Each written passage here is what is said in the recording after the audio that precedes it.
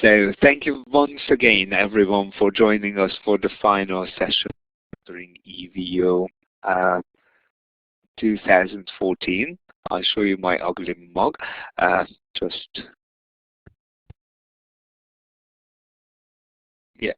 I could have checked this before I started the microphone, the recording. Sorry about that.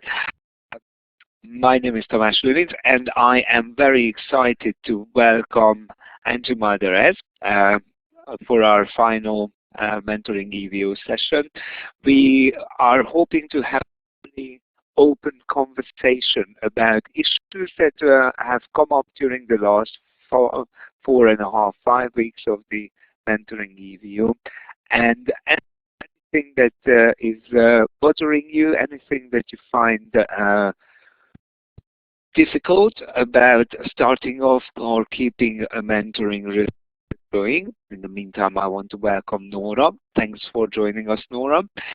And our guest speaker today is Angi Malderez, who probably hates being introduced as a speaker.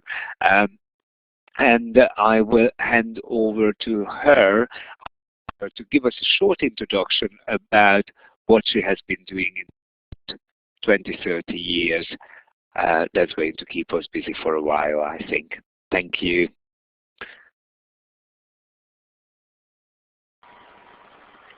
Thanks, Tomáš.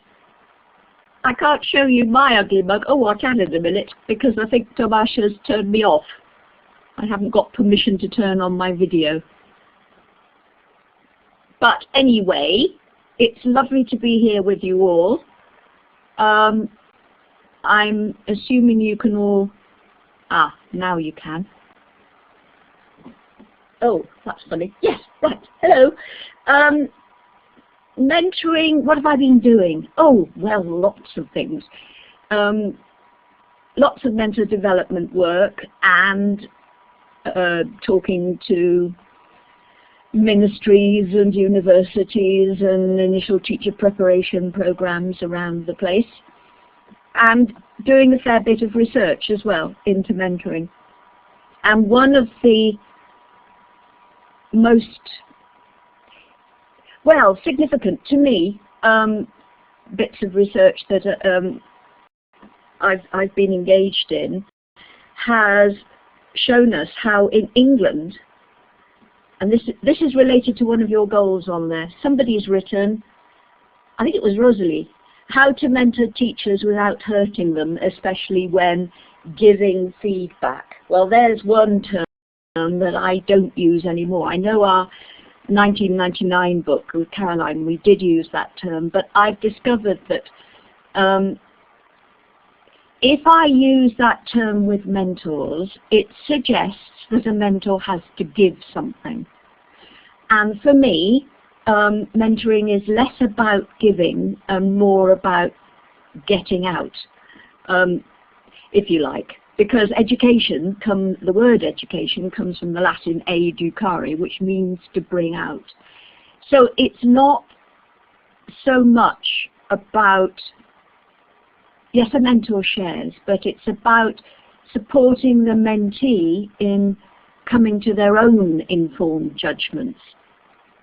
Now, I've used that word judgments because too often feedback actually seems to mean to people, tell them what you think, and that does hurt people. It hurts people because it makes them feel bad. It's just human to not like it to be criticized. And especially for beginning teachers, it's a hugely emotional enterprise because your whole self is implicated. So we need to, as mentors, keep the relationship safe. We can't undertake all our roles, the support role, the support for the emotional process of becoming a teacher, if we've made the relationship unsafe by being critical.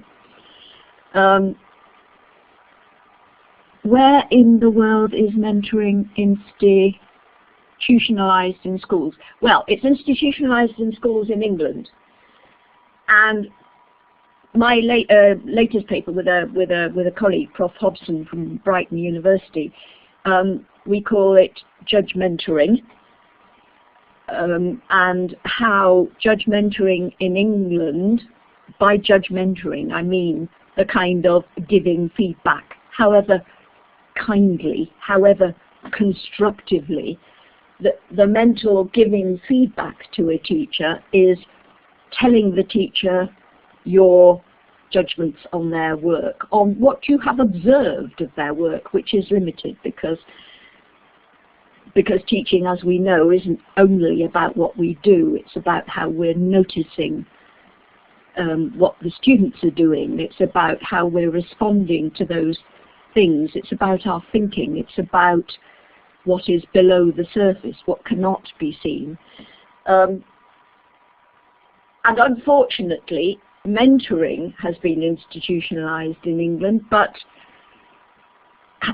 it is becoming the sort of default understanding of what mentoring is what I would call judgementoring. And the data show us that judgementoring, unlike mentoring, is actually harming teachers. It's stopping them wanting to engage in further professional development. So how do you, I mean, the very practical thing about how on earth do you mentor teachers without hurting them, especially when giving feedback, is something that, or especially when talking to them in a post-lesson mentorial, as I would prefer to call it now, is what's been preoccupying me for the last 20 or so years. And if you want me to say a bit more about the practical, how you don't, what you can say after a lesson as a mentor that is not going to hurt your teachers and not going to reveal to them your judgments. I can talk in more detail about that. Because of course as a mentor you do have judgments, especially if you happen to observe the lesson. But it's what you do with those judgments that matters. How you use them to guide your own thinking about what new experiences to give your mentees, rather than telling them it and thinking that will work. Now this is very strange. I don't like just wittering on really without a bit of response. So tell me how did that make sense? Would you like further clarification, further details? Over to you.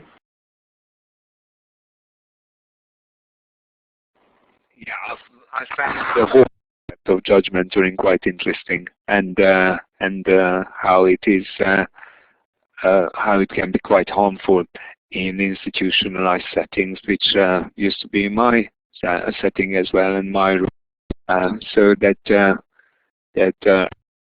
for me. I don't know if anybody would like to comment on perhaps situations or anecdotes that you would like to share with us. In the meantime, I would like to welcome Samir from Jeddah. It's wonderful that you could make it this time. That's brilliant to have you with us. Thank you very much for joining us. We've been discussing judgementoring and how it can be harmful for teachers, and I would. Anybody wanted to grab the mic and tell us an anecdote or a story, something that happened to you?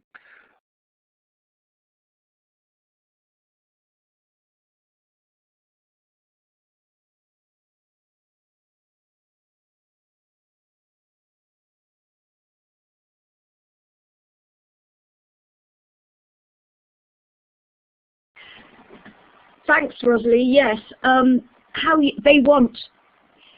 Now, yes, I know, especially beginning teachers really do want to know if they've done all right. You know, they say things to me like, was that all right? How did I do? Did I make any mistakes? And it is hard at that point to keep them at bay, so to speak. And what I will say to them at that point is, well, I'll tell you later what I think if it still seems important. But I'm much more interested in helping you work out what you think. So that's how I deflect their need. If we think about why they have this need to be told if they've done it right, that seems to me anyway to come from a view, a belief, that there is one right way of teaching. And as we know, there isn't. It's terribly context dependent, and there is no just one right way of teaching. As a little anecdote, and this may be why I've been so passionate about mentoring for the past 30 years, as a little anecdote, I first trained as a teacher of French back in the 60s, late 60s, and I failed an observed lesson in my training. And the reason I failed it was because this is what the observer, the examiner, said to me, I allowed my students to make mistakes. Now, you have to put this in context. This was in an era when behaviorism was foremost, when there was a belief that to learn a language you needed to get good habits, and that making mistakes, allowing students to make mistakes, was a cardinal sin as far as a teacher's role was concerned, because it might ingrain those bad habits. We don't think like that these days. The mentor, the observer, the assessor, as it was in fact, was wrong. But that floored me. It really hurt me and upset me. And this is one reason why, well, there are two main reasons why telling your judgments to another teacher of their work is fraught with danger. First, you can be wrong, and I've lost count of the number of times I've set out to talk to a teacher in a post-lesson mentorial, and I've had some kinds of judgments, but I've put them on the back burner to think about later, and revised my opinion as the discussion went on, because the teacher knows that class better than I do. The teacher knows the learning process they are engaged in, and I was not right in my judgment, and I thanked the stars that I haven't said anything about that. So that's one reason. I may not be right. And the second reason is the whole issue of teacher noticing. There is, different people will notice different things for a variety of different reasons, and none of us notice everything. So I can be basing a judgment on my partial view of the visible aspects of what went on in the classroom, and have got it completely wrong from that perspective too. So, it's fraught. For me, the issue is not about what I noticed, which, if I tell somebody my judgments of a lesson, is far more revelatory of what I noticed of me. It says more about me than it does about the person I've been watching. The important thing is to help the teacher notice better next time the feedback. Now, who does give teachers feedback? Well, the students, to help them notice the feedback that the students have been giving, and then to help them analyze, review. You can't review, you can't see again if you haven't seen it the first time. So this development of the noticing skill is really, really important.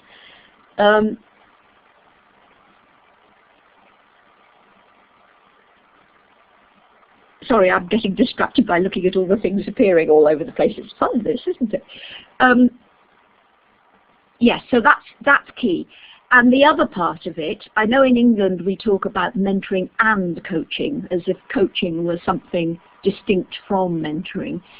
Whereas for me, Elaine Cox has written a book on coaching, 2013. It's quite an authoritative book, and she defines coaching as facilitated reflective practice.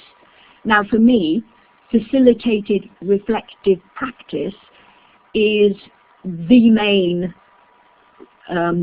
job of a mentor in their educator role. There are other roles. I can talk more about the other roles too at some point.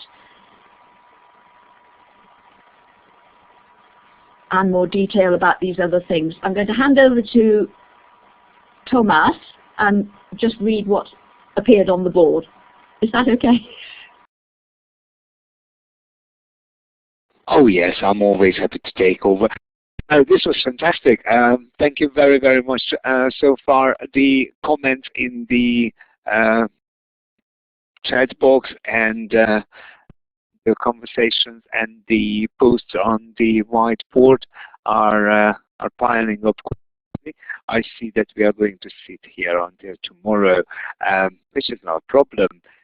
We've all come with 3 days worth of meals just to listen to be involved in this conversation. I get distracted as well, clearly, by all the conversation happening. So I don't know.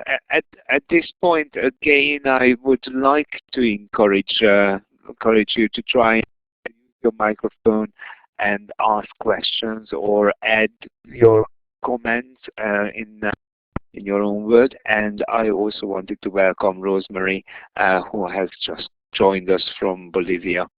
Great to have you. Thank you very much for joining us.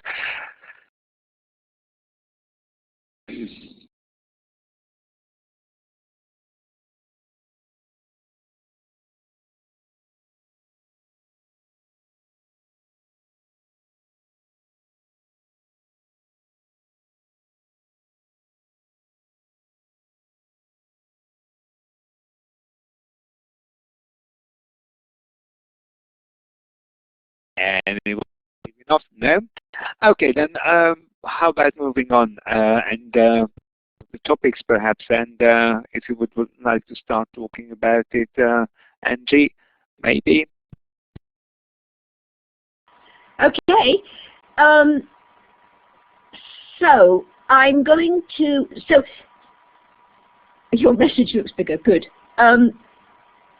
What about mentoring? Is it voluntary? Is it institutionalized? Well, it depends. For me, it's sort of, we're talking about should it be, and then is it?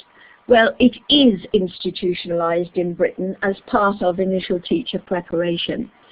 And that makes sense to me if I think about what teachers need to know, which is one of the 3 topics, core topics, that I would include in the training of new mentors, by the way, to whoever posted that, that query on the board.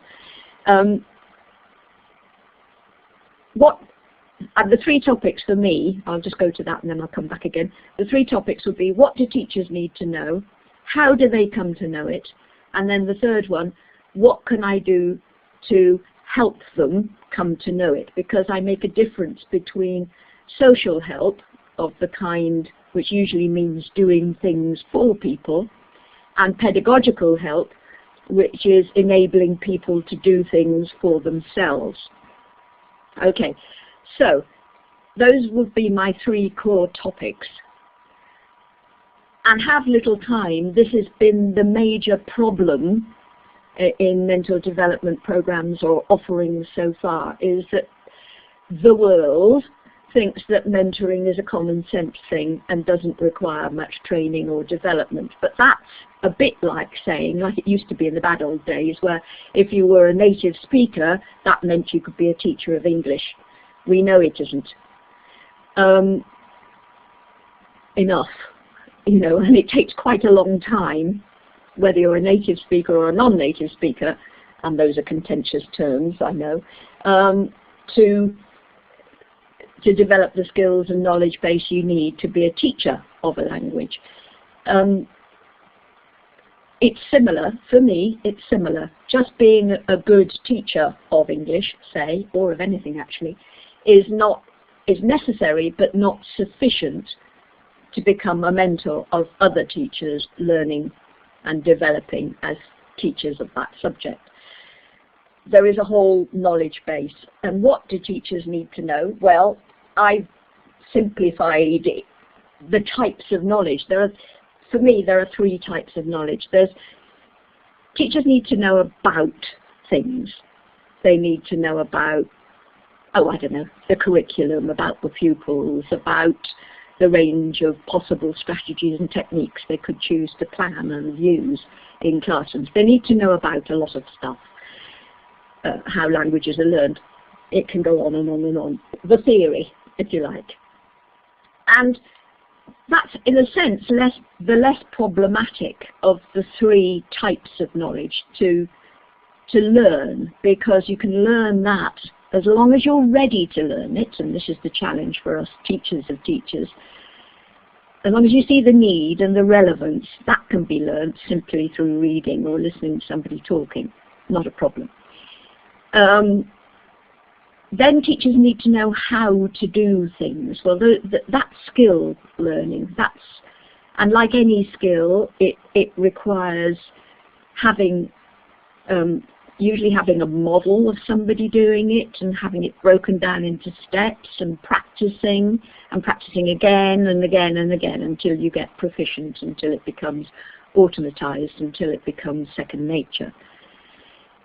But there are teachers who know about a lot of stuff and can prove it in exams, know how to do stuff and can prove that in, say, model lessons or something, but actually don't know to do the right thing intuitively to support the learning of the particular learners at a particular moment. One of my favorite sayings is, a teacher's responsibility is his or her response ability, their ability to respond to the learning needs of the teachers.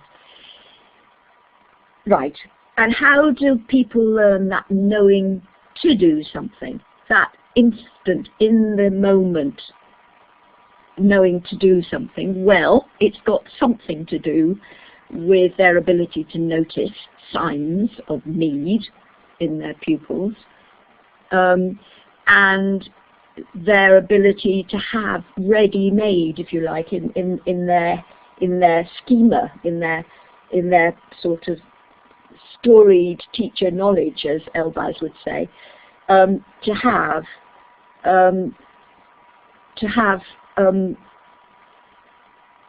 responses that can automatically be trotted out in the classroom. I don't know if that makes any sense. So, for me, if I had to implement a pilot mentoring program, first topic would be, what do teachers need to know? Second topic would be, how do they come to know it? And third topic would be, how does anybody else support them in that coming to know, that learning process? And the mentor role, the school-based mentor role, is particularly vital in supporting the coming to know of that last knowing to type of knowledge,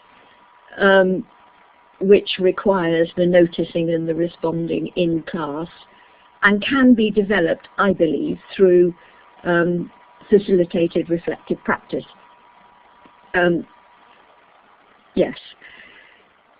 So that's why in England the mentor role is institutionalized within initial teacher preparation. However, it hasn't been widely, I believe, understood in that way. I was engaged in a very big research project from 2003 to 2009 where we looked at teachers from their initial teacher training right up to the end of their 4th year in post, and tried to understand their experiences and talk to mentors and talk to program personnel and so on. So I think I'm right in saying that the mentor role has not been understood in this complex and important way for teacher education.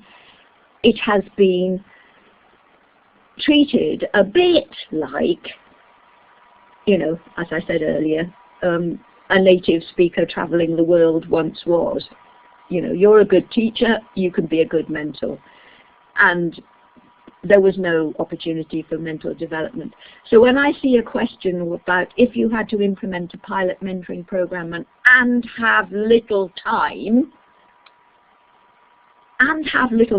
fills me with dread, because the most challenging part of any mentor development work that I do is the work to help people overcome their tendency and not knowing what else to do other than to be judgmental and to give advice, all of which are not mentor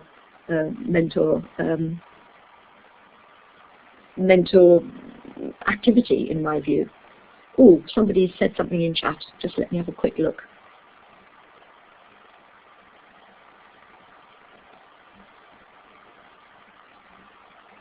Oh, okay. So,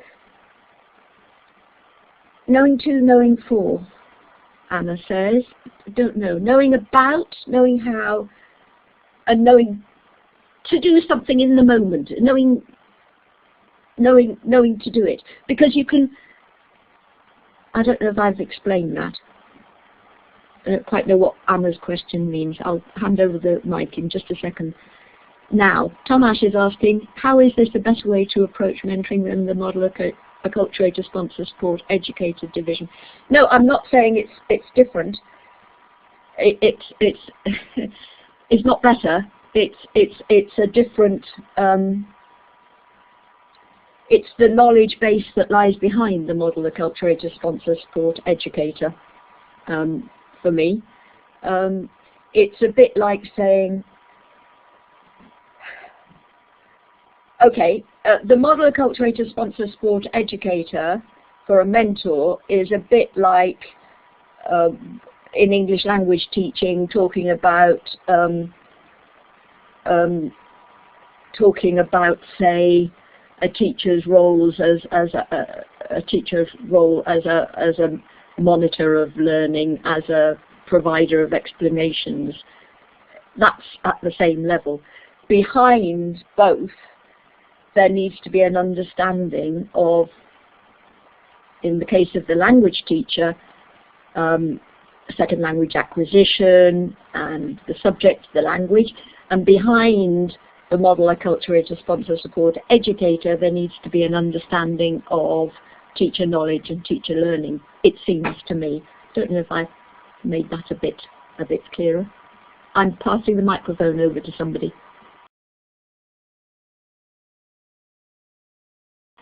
Okay, nobody's taking it, so I'll carry on. I've seen another question on the whiteboard which says, if we refrain from judging, then what happens if the feedback is too bland? Isn't there a risk of the feedback to become unhelpful? No, not if you break the process of teacher learning down into steps so that you are promoting teacher learnercy, the ability to learn in teachers, the ability to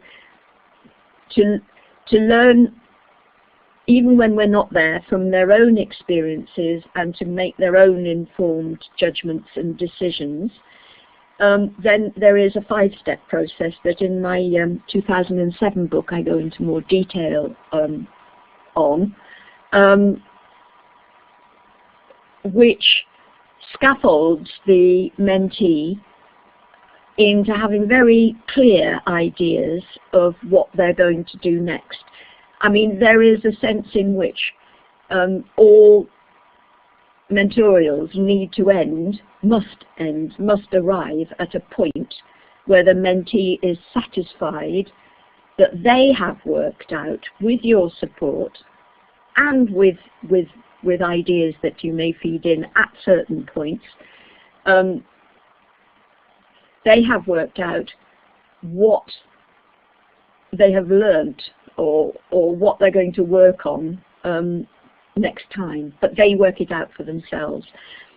The process sort of goes 5 steps. Step 1, I'll say, and this works far better if I have not observed the lesson. I don't think observation is a natural, lesson observation is a natural mentor activity. For me, it isn't. It isn't partly because it's been so associated with judgments and inspections and so on and so forth, and it leads to performativity, and there's a huge literature about the dangers of that. So the first question, the first step in the post-lesson mentorial, I might say something like, okay, so talk me through it. Tell me what happened. Let me get a clear picture. Describe what happened. Okay, that's step 1. The mentee is describing what happened, and I, as a mentor, am listening to what they are saying at 2 levels. I am listening to analyze what it is they have noticed, and I am also listening to get a clear picture. If I can ask questions like, so you're telling me what you did, but I can't see what the children were doing then. What were the children doing then?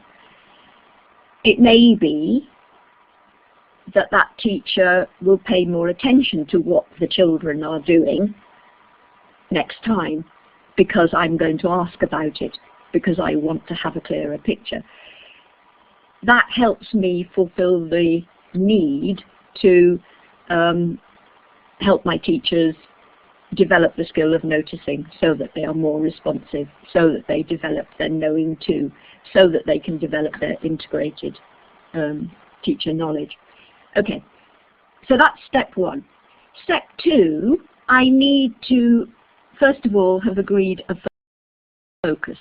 Usually, the teacher, in describing what happened, will reveal where they're worried about something or particularly excited about something. So I need to confirm with them in step 2, first of all, what they want the focus of our discussion to be about. And I might say in step 2 something like, okay, so you sounded a little worried or excited or disappointed or whatever about this. Shall we take that as our focus today? Something like that. So maybe they've described something to me. Perhaps something like, oh, it was boring, it was dreadful, 3 children yawned, or something like that. So at that point, I will say, okay, as my second part of step 2, having agreed that this is the focus, I would ask for explanations. So how would you explain that? 3 children yawned, how would I explain it? I don't know, says the teacher, my mentee.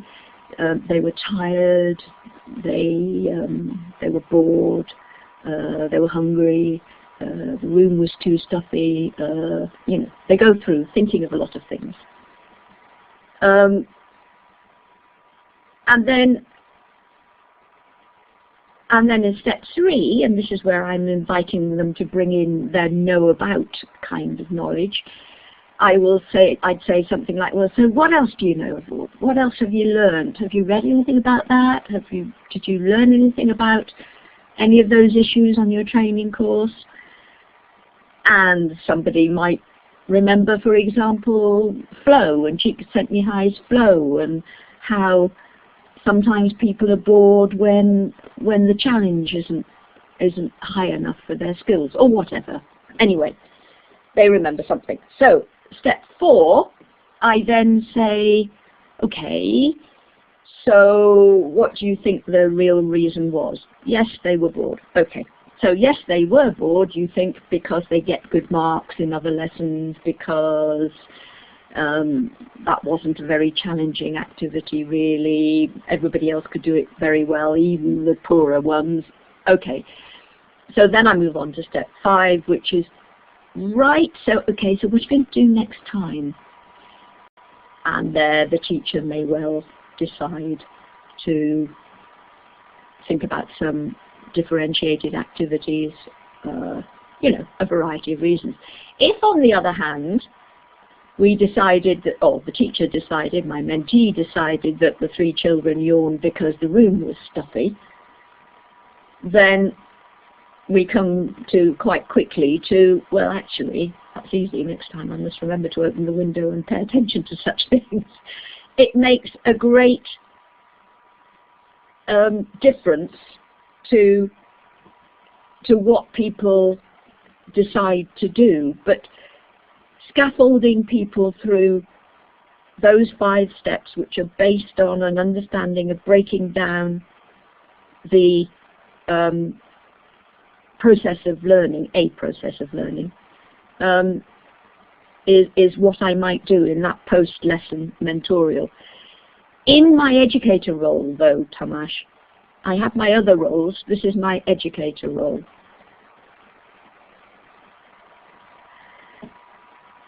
I've got a bit lost. I'm over to somebody. Where am I? Does that make any sense? That's how we refrain from judging. And it's how about being really sure that discussion is not unhelpful, that the mentee leaves having perceived the discussion as helpful. This was absolutely fascinating. I heard part of this already, but I hear it. It just strikes me as something really, really interesting, that we take it for granted.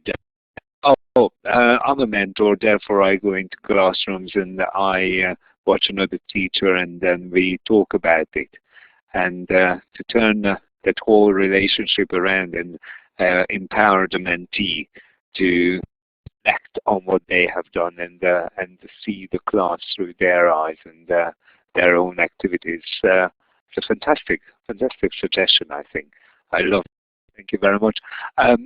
Mohammed, I don't know if you're there, that you wanted to speak, or anybody else, because there are some really, really interesting things going on in the chat box, and it would be lovely to hear some of these.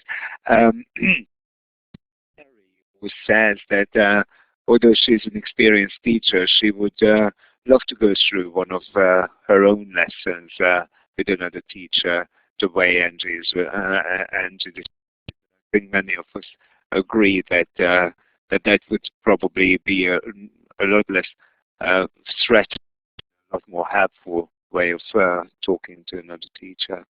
So anybody who wants to add comment, I give the microphone now.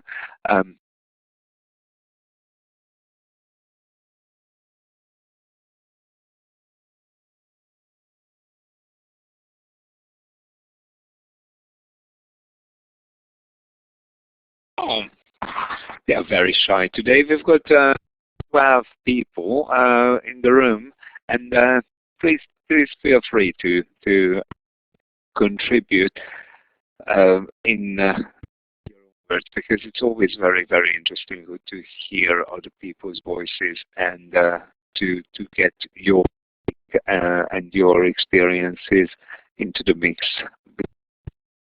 That's always very exciting. So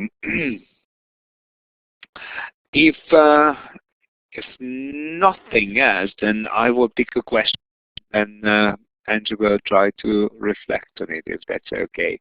How do you build up a mentoring relationship? You've doing mostly mentor courses, but on our mentoring EVO session, it's mostly mentors looking for mentors and mentees looking for mentors. But what would you say is the organic development of a mentoring relationship?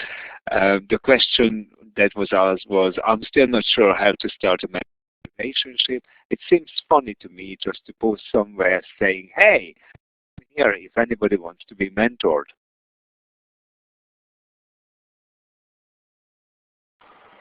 Yes, this is an issue that I've met several times. For me, it's such an equal relationship almost. The only thing that there is, there are different stages in the development of a mentor. You're quite right, Anna. And an initial stage is quite often is just to work with a colleague well, it's almost, you want to develop your mentoring skills. You want to be a mentor.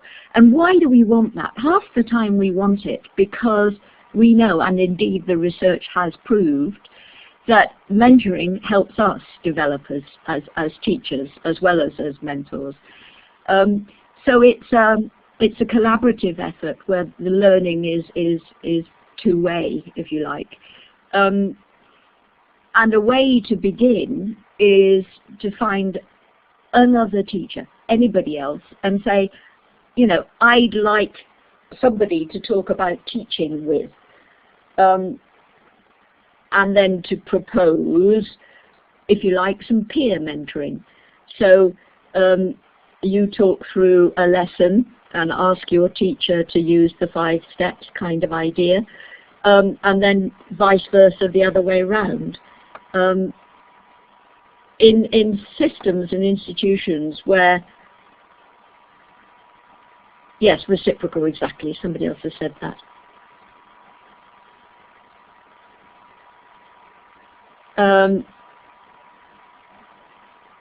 Oh dear, sorry, I must stop reading. A sort of reciprocal relationship is a way to start. I was involved in a big mentoring program in Estonia where they were trying to encourage the development of teaching in higher education. They wanted people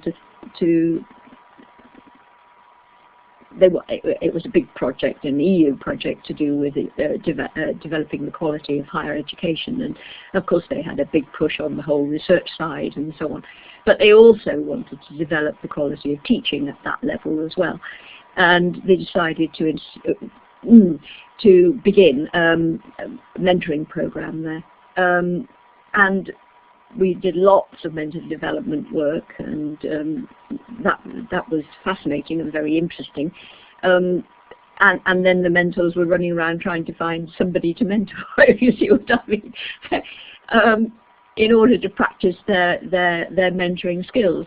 And quite often it was a case of going to a friend, a colleague, and saying, I really need to practice my mentoring skills, but can we work together? I've got this way of doing it. It's non-threatening. It's supportive. Can we work together so that I can develop my skills? So it was a beginner mentoring stage. By the end of the 5-6 years I was coming and going there, people were coming to the mentors and saying, "Can I work with you for 6 months?" And, it's a contractual thing almost, because I've heard it's really useful. So that sort of works like that.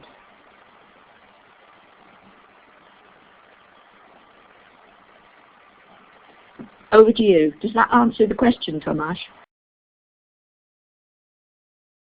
I think it did, and we got some very positive response, suggestion of peer mentoring from the chat box as well. And Mary said that she would do it tomorrow. Thank you very much for that. And I can notice that we are sort of nearing our allocated time. So I wanted to ask Angi to invite at least one of her friends who are sort of around her at her desk, as you can choose your favorite, and tell us a story and what they have got to tell us about mentoring, if that's okay. Yes, Tomasz. I'd like to introduce everybody to Caterpillar. This is Caterpillar. Now, Caterpillar stands for sort of new teacher, not yet fully emerged as a teacher. And it reminds me of a story from Kazantzakis the Greek. And in this story, the little boy is walking through the forest and he sees on the bark of a tree the cocoon that the caterpillar has gone into just before the butterfly comes out. And as he looks, he notices that the butterfly is beginning to emerge. And he's impatient. He's a little boy. He's impatient, so he blows hard on the cocoon. And sure enough, his heat, his breath, makes the butterfly emerge. And it comes out, but he looks in horror as the little butterfly is sitting there with his withered wings and it can't fly. And he watches in even more horror and sadness as the little butterfly dies. And this, for me, is the metaphor, for me, of mentoring. It's to do with providing warmth, but not heat, so that the conditions are right for the butterflies that are the teachers to emerge, so that each butterfly, which is different, the butterflies are different, can emerge and be the best butterflies they can be. And I think in all teaching, in all education, it's about creating the conditions for learning and development and emergence to happen. And I go back to education, edukare, to bring out. Thanks, Anna. Here he is again. I can't talk about mentoring without bringing butterfly. You'll see butterflies behind me in my living room. Thanks, everybody. It's been a pleasure to be with you and to talk about my passion. Thank you.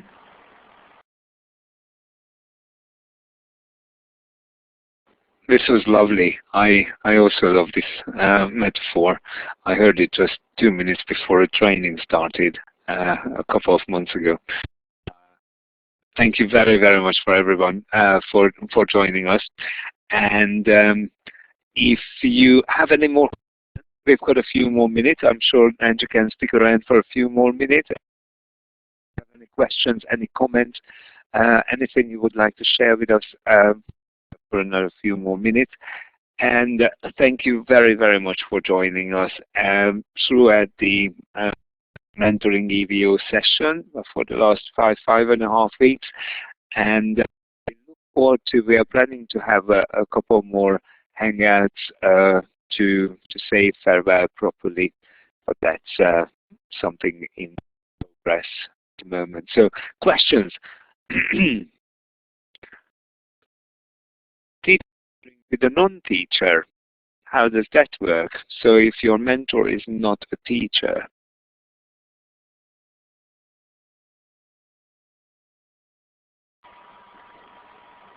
I don't know what you mean if your mentor is not.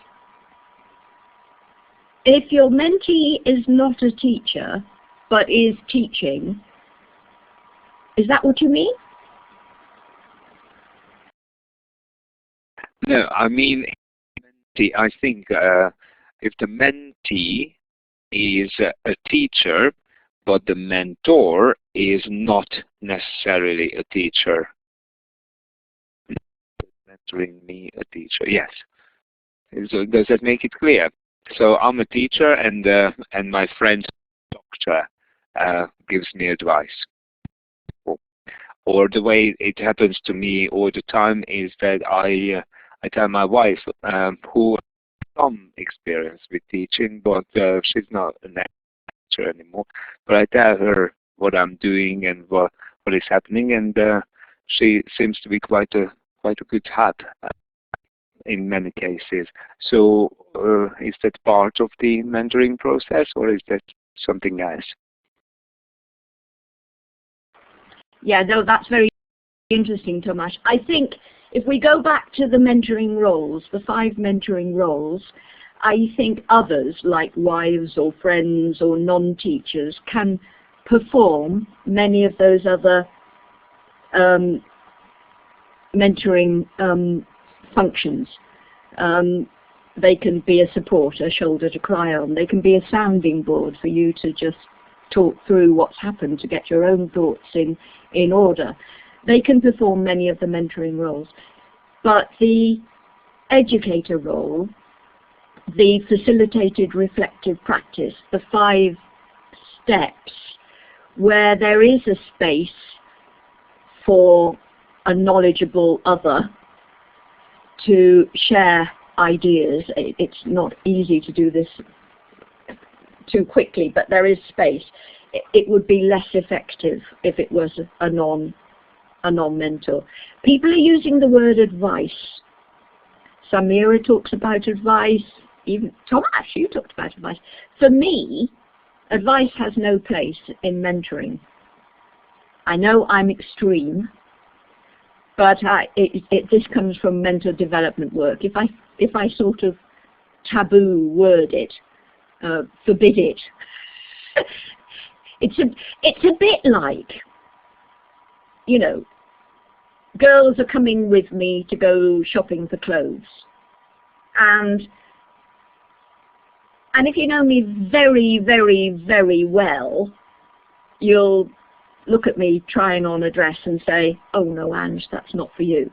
If you don't know me so well and I come out with something on and I seem pleased with it, you'll leave your own thoughts to yourself, won't you? So it's not about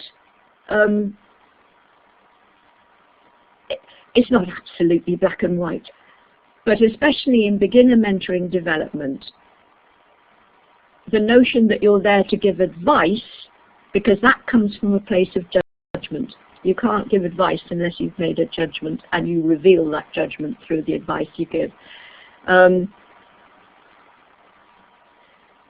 Yes, good, exactly. The mentor has to ask thought-provoking questions, and for me, those thought-provoking questions need to be the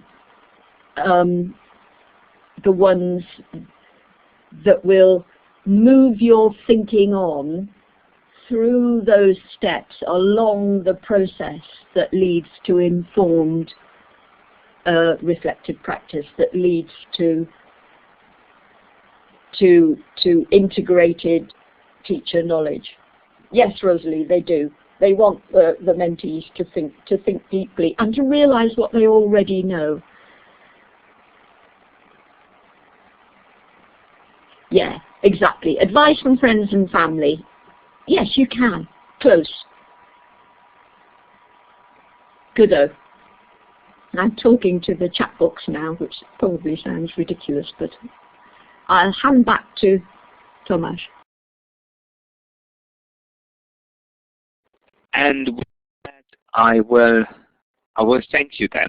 If there are no more questions in the chat box, thank you very, very much. As sort of suggested, this is really just the beginning of a conversation. What we really wanted to achieve with Angi today is not to get her advice. It was more to help her, let her help us along the conversation that we've been having for 5.5 weeks, and hopefully we'll continue this conversation and hopefully have Angi as part of this conversation later on. Thank you very much. I'm going to stop the recording now.